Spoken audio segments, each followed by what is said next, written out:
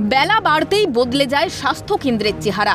স্বাস্থ্য কেন্দ্রের কোয়ার্টারে বসে মদের আসর, যত্রতত্র আবর্জনার স্তূপ, পড়ে রয়েছে ব্যবহৃত প্লাস্টিকের গ্লাভস, নেশার দ্রব্য আর মদের বোতল। নোংরা আবর্জনায় ভরা স্বাস্থ্যকেন্দ্র কার্যত পরিণত হয়েছে বহিরাগতের মুক্তাঞ্চলে। ছবিটা বাঁকুড়ার কেঞ্জাকুড়া প্রাথমিক স্বাস্থ্যকেন্দ্রের, যেখানে নিত্যদিন সাধারণ মানুষকে পরিষেবা দিতে গিয়েই নিরাপত্তাহীনতায় ভুগছেন স্বাস্থ্যকর্মীরা। আছে যে বিকেল বেলায় এই জায়গাটা প্রচুর ছেলেরা বিভিন্ন রকম অসামাজিক কাজকর্ম, যেমন মেনলি ড্রিঙ্কের বটল পড়া থাকে, সেগুলো আমরা কিন্তু আমাদের চোখে পড়ে। এগুলো আমরা আমাদের ওপর মহলকে যতটা সম্ভব যেইভাবে ইনফরমেশন দেওয়া দরকার ঠিক সেরকম ভাবে না হলেও মোটামুটি ওনারা ইনফর্ম, হয়তো ওনারাও একসময় সিভিক পুলিশ দিয়েছিলেন, তারপরে বিভিন্ন কাজের চাপে সিভিক পুলিশকে এখান থেকে তুলে নিয়েছেন। কাজ করছি কিন্তু আমাদের কোনো সিকিউরিটির ব্যবস্থা নেই। আমরা সবসময় ভয়েই থাকি, কারণ এখানে ড্রিঙ্ক করে প্রত্যেক দিন প্রত্যেকটা পাবলিক আসে। কোয়ার্টার গুলো তো মানে না থাকার জন্য, মানুষ না থাকলে যা হয়, দরজা ভাঙা, তারপরে ফ্যান চুরি হয়ে গেছে, লাইট চুরি হয়ে গেছে, আর বলার কিছু নেই। একটা সিকিউরিটির ব্যবস্থা হলে সব থেকে ভালো হয়।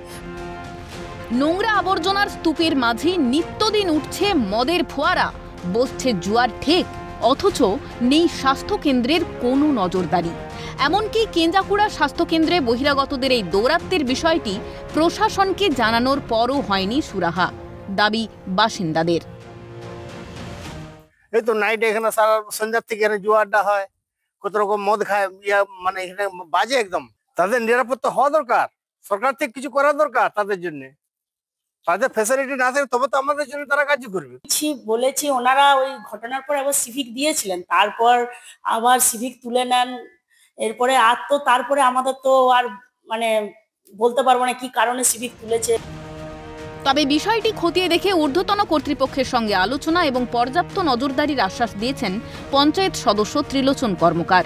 অন্যদিকে স্বাস্থ্যকেন্দ্রের বর্তমান পরিস্থিতির দিকে প্রশাসনের আলোকপাত করার আবেদন ডেপুটি সিএমও H2 সজল বিশ্বাসেরও। একটা সেভিক দেওয়া ছিল, এখন কোনো কারণবশত সেভিক অন্যখানে ট্রান্সফার করা হচ্ছে। নতুন করে আমরা আবার চিন্তা ভাবনা করছি, উপর মহলে জানিয়ে আমিও আমার পঞ্চায়েত অফিসে কথা বলছি, বলে পরে কতদূর কি করা যায় আমি বিডিও ম্যাডামকে জানাচ্ছি।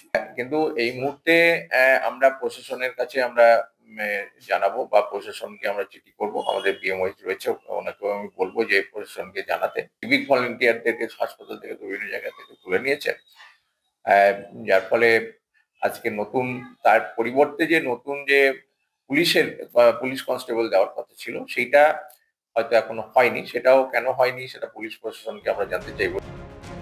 রাজ্যের অরাজক পরিস্থিতির জ্বলন্ত উদাহরণ স্বাস্থ্যকেন্দ্রে বহিরাগতদের এই দৌরাত্ম্য। চরম দুর্ভোগ স্বাস্থ্যকর্মী থেকে শুরু করে সাধারণ মানুষের, কিন্তু হুঁশ নেই প্রশাসনের। সিএনএর খবর সম্প্রচারের পরই শুরু ধরপাকড়। আগামী দিনে প্রশাসনের তৎপরতায় আদৌ কেঞ্জাকুড়া স্বাস্থ্যকেন্দ্রের হাল ফেরে কিনা সেটাই দেখার। বাঁকুড়া থেকে স্বরূপ রায়ের রিপোর্ট, ক্যালকাটা নিউজ।